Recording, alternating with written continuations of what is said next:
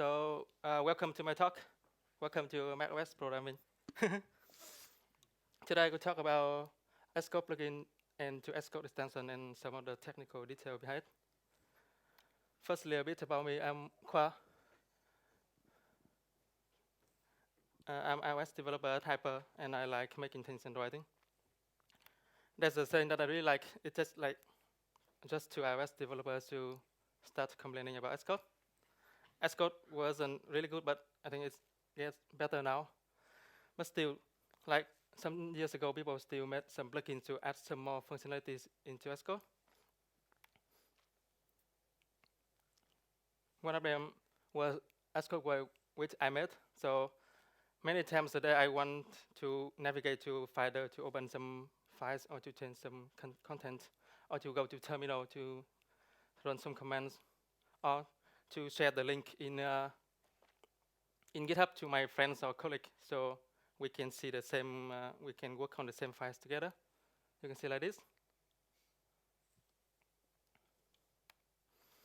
And Xcode plugin was just a macOS bundle, so Xcode will load the plugin, so the plugin can run in the same process as Xcode, and it can access the same address space as Xcode. So in theory, it can do anything that Xcode can, and it is really powerful.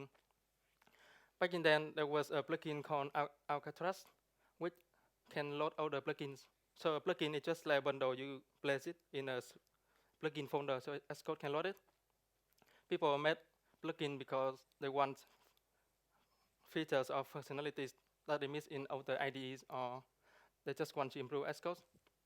One of the most popular thing was the Xcode Vim, which brings Vim mode into Xcode, and I think a lot of people use this.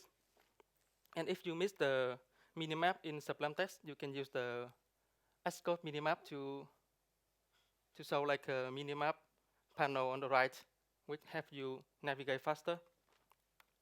And some years ago, Xcode wasn't really good at auto-completion. It is based on prefix matching. So many people use the thing called fuzzy autocomplete plugin to have a better searching. And working with UI color is a pain because you don't know which color is which. You just have like red, green, blue, alpha color. So there was a plugin called Colorsense for Scode that can add the color information. And working with Xcode plugin is hard because you need to play around with some private frameworks within the Xcode bundle, and you need to know like how to modify the Objective-C runtime, use MLDP to debug the code, and also like, willing to visual some of the initialize or functions within Xcode.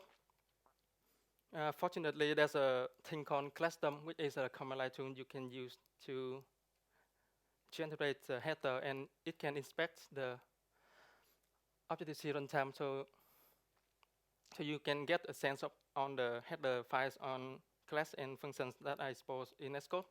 For example, two of the most popular frameworks, private frameworks in Xcode, are the IDE Kit and the DVD Kit framework.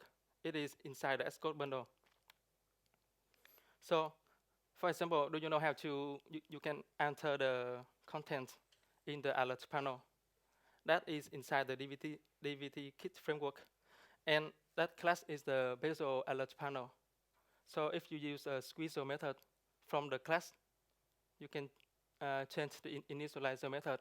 And in there, you can do whatever you want. For example, you can add an image.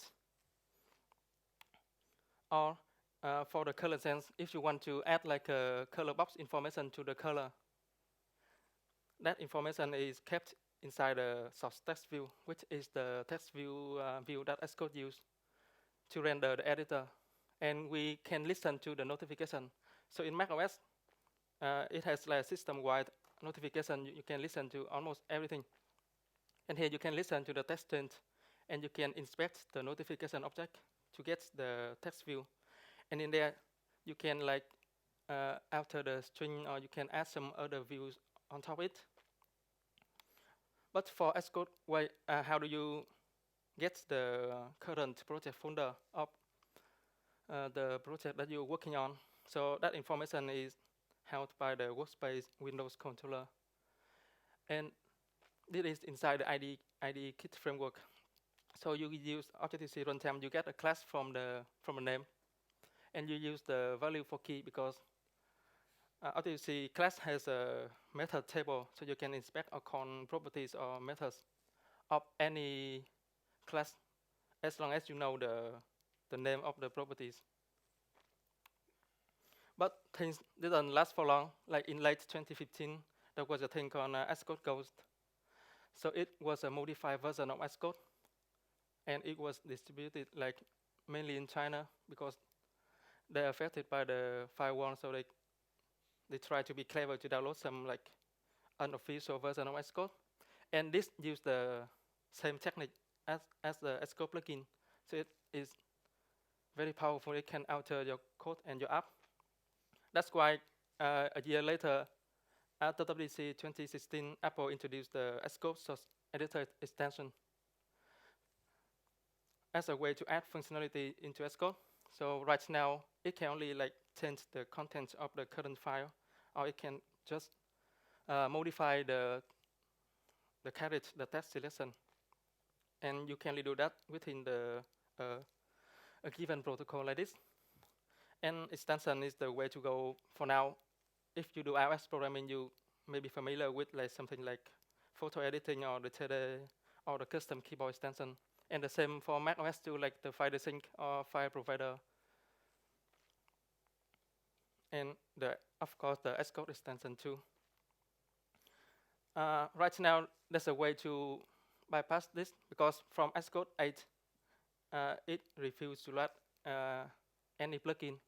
So in order to do that, we need to bypass this by modify the signature of Xcode.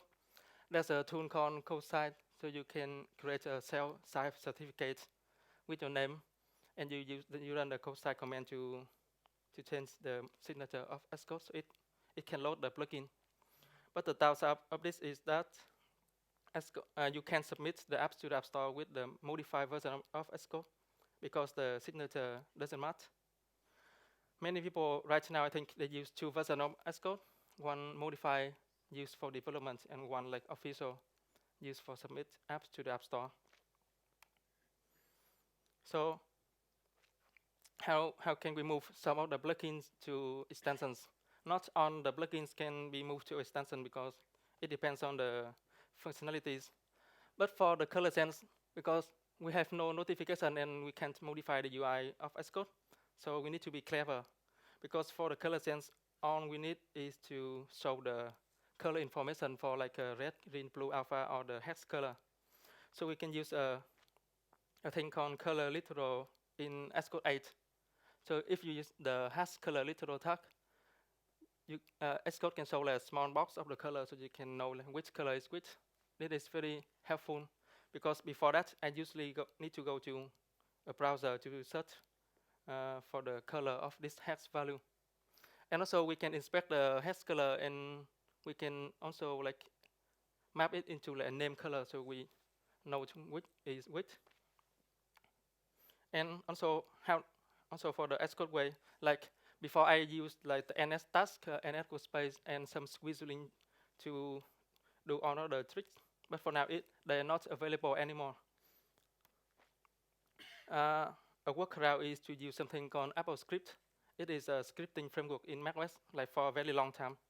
You can play around with that by open a tool called Script Editor, so you can run some command. And for example, here I run some AppleScript function to print the current user directory folder.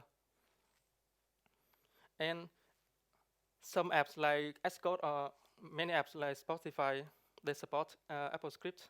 So you can use the script editor, open a dictionary, and choose an app. For example, Xcode, you can see like it exposes many properties and methods, so you can interact via AppleScript. Working with AppleScript is hard. If you think Objective-C is hard, then AppleScript is much harder because of the syntax. To use AppleScript, for now we need to use the user AppleScript task and construct the descriptor, and also like specify a process serial number, and also the script string.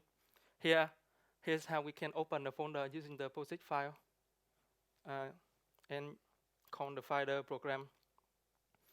Unfortunately, this only works in development because Apple, they require the sandboxing. So in order for an app to be submitted to the App Store or for an extension to be loaded by Xcode, they need to conform to the App Sandbox. So App Sandbox is an access control technology. So it ensures that the app can only access the documents or information within that app bundle or its document folder. It can't access other apps information. So a workaround of that is to use a thing called the script directory. So if we ask the user like to install our scripts inside this specific directory, then Xcode can run our extension, and our extension can conform to the app sandbox too.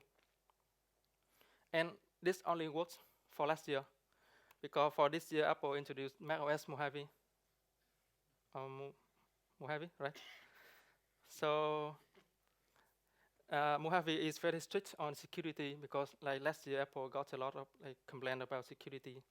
So I highly recommend you to watch this year talk on WWDC, your apps and the future of macOS security, where they mentioned that like for now, like in macOS, you need to ask for user consent about like if you want to access photo or contacts, and also like if you want to run the scripts. So for that, we need like to explicitly declare the usage description for our script to work. Yeah, and so my extensions are open source on GitHub, and also there's always like awesome list for Xcode extension that you can take a look, like how people are clever and like creative of making extension. I think that's it. Thanks. May your code continue to compile.